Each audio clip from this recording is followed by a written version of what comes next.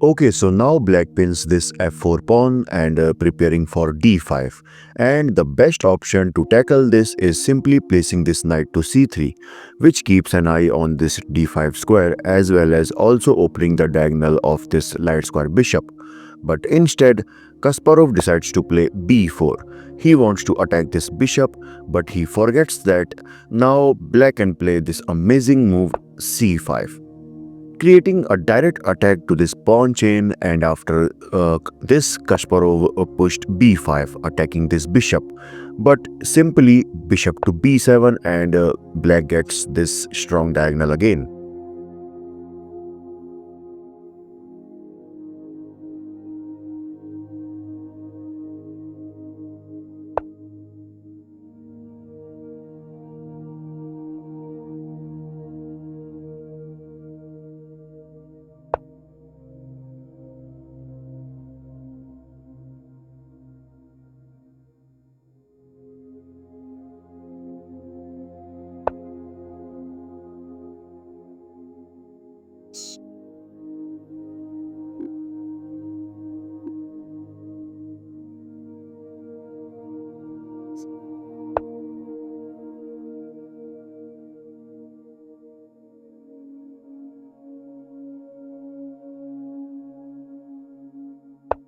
And after that, here Kasparov develops his queen to e7, and that's an inaccuracy because the e7 square is not a great square for this queen.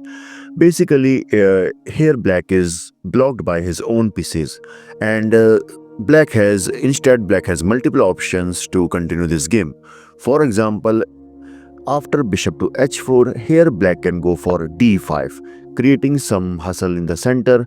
And suppose if takes, and obviously white cannot capture this c5 pawn because then it will activate the black knight.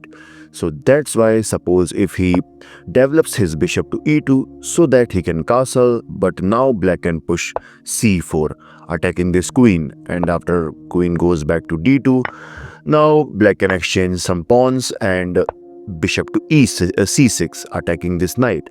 And after this knight goes back to c3, queen to e7, and in the next move black will bring his another piece into e8 square, and by this black will be better. Okay, so in the actual game, after queen to e7,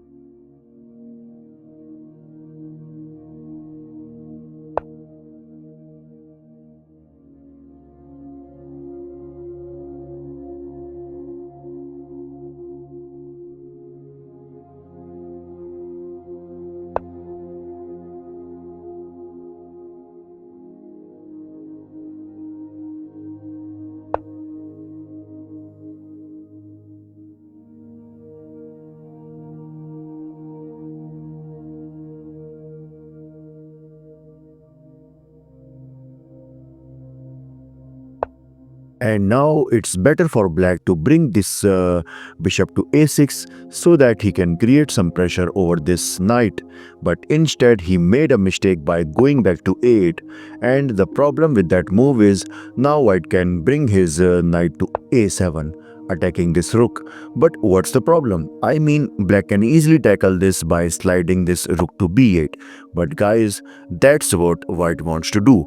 Basically, he wants to make this rook quite uncomfortable. I mean, white can bring back after that. Now white can bring back this knight to b5, and since this rook on b8 is close to useless, so that's why suppose if he decides to place his rook to e8, which looks like a great outpost for this rook. But now white can take on d5, and after knight takes d5, this queen is attacked, so he has to go back to d2, preparing for e4 in the next move. And to stop this, black will definitely go for e4. But after that, simply we can exchange some pawns, preparing for rook to c2, which attacks this queen. But before that, we can go for bishop to f3, attacking this queen. And after this queen move goes back to g6, finally we can bring our knight to d6. And now look at the position of white pieces. I mean, look at them, they are very active. So that's why this position is better for white. But in the actual game, after bishop to a8, after this move, here Kasparov decides to go for rook to a3.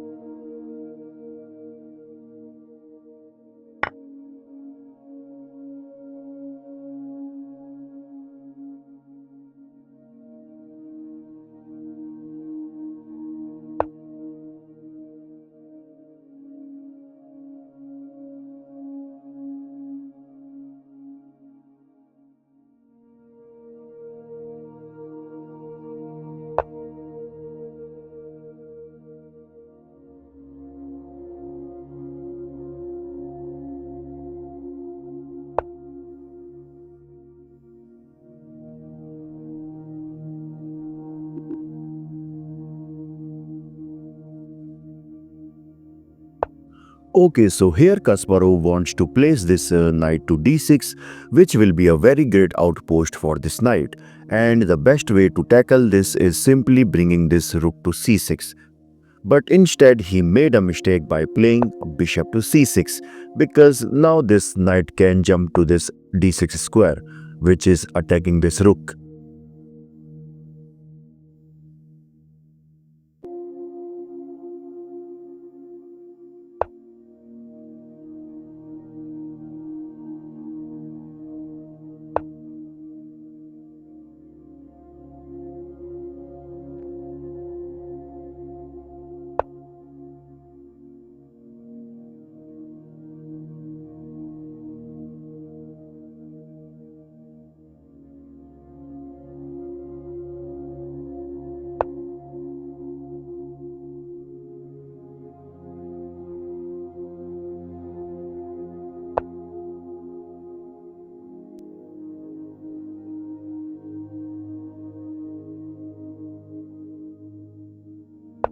Basically, here white wants to capture this f7 pawn with the bishop. But why? I mean, what's the point of doing this? This is because suppose if black is not careful and instead he plays any another move like b5 attacking this bishop, but now in this position here white can actually sacrifice his bishop by bishop takes f7, and here black cannot capture this bishop by queen due to the threat of queen takes h6 check, king to g8, and finally queen takes c6, and you can see this is over for black. So that's why after bishop to c4, here Grischuk carefully brings his knight to e6, which is a very great move.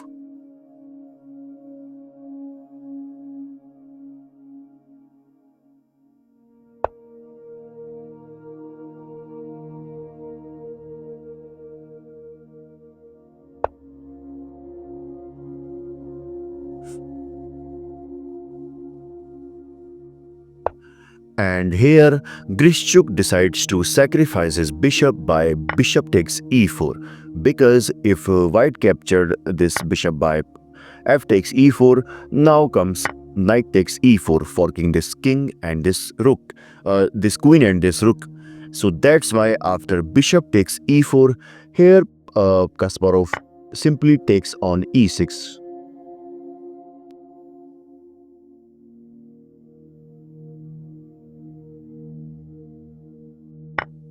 And now in this position, Kasparov sacrificed his bishop by bishop takes f7.